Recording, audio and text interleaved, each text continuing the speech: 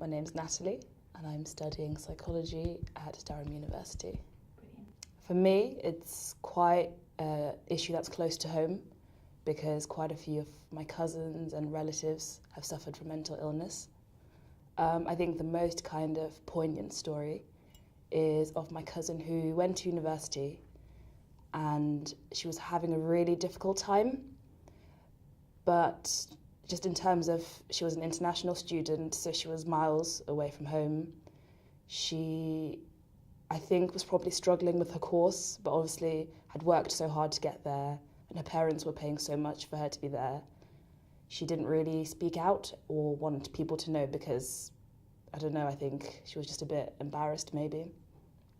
So that manifested itself in her kind of like, started off as like alcoholism, and then moving on to drugs, and then the drugs were getting stronger and stronger.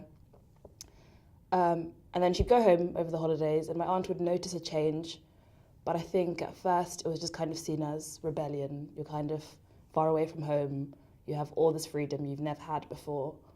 And so I think no one really classed it as an illness as such, until about probably the time she graduated, when somehow she still managed to do really well, but it had been a constant struggle for her.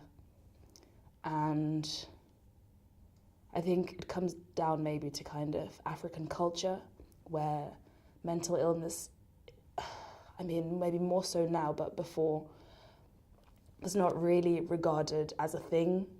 It was either placed aside as, oh, you need prayer and Jesus, or you just need to get over yourself kind of thing.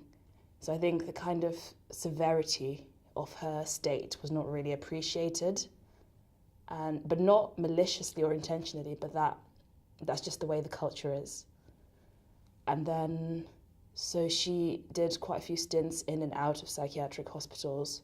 She'd get better, it would sometimes get a bit worse. And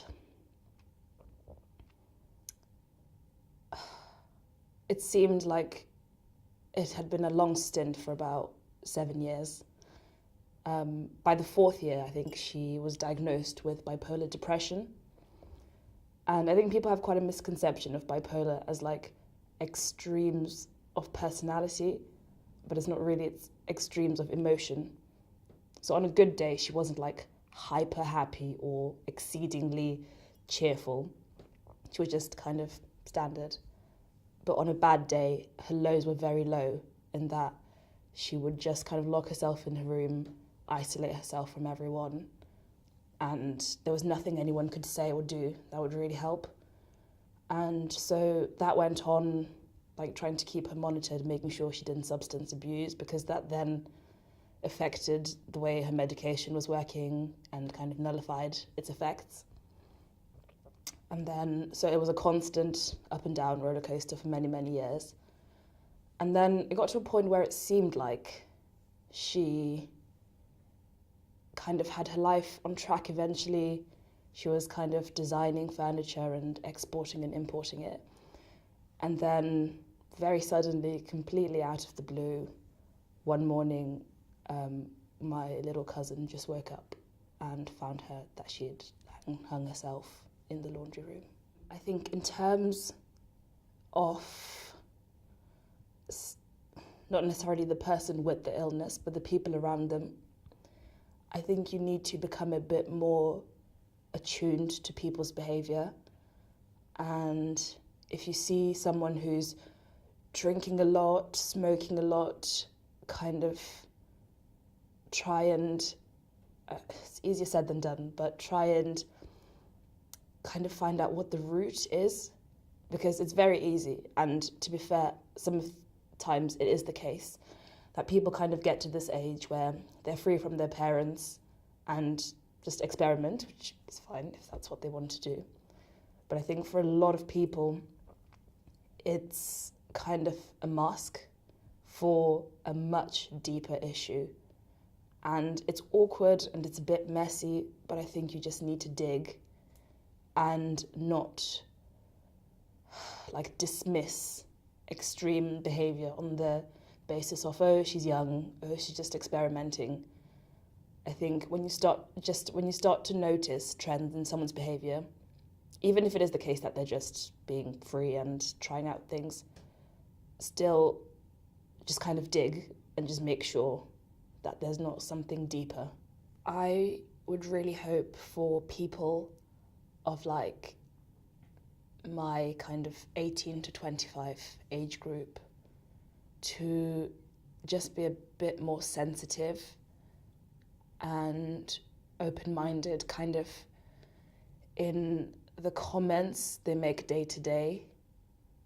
Because like the smallest thing, like saying something like, oh, that's so gay, for example, as a derogatory connotations to someone who is struggling with that in such a way that it's manifesting itself in depression or whatever.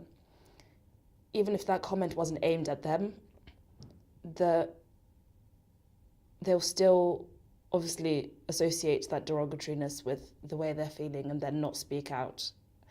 So I think people just need to be a bit more sensitive and to just try their best to understand that mental illness is just the same as physical illness, and you shouldn't kind of ostracize people because they have a mental illness.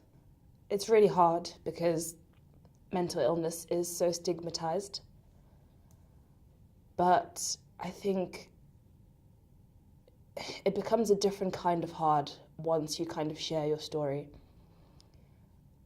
Like, I think it's very like, you feel very trapped and you can't really like express what you're really going through. But once you tell someone, it's a sigh of relief. And although there is kind of the stigma that you may attract or people might act differently around you, but those negative feelings are like the kind of entrapment massively outweighs the worries that you need to have about sharing your story. And it is, I'm sure, very liberating, but I don't know how to convince people that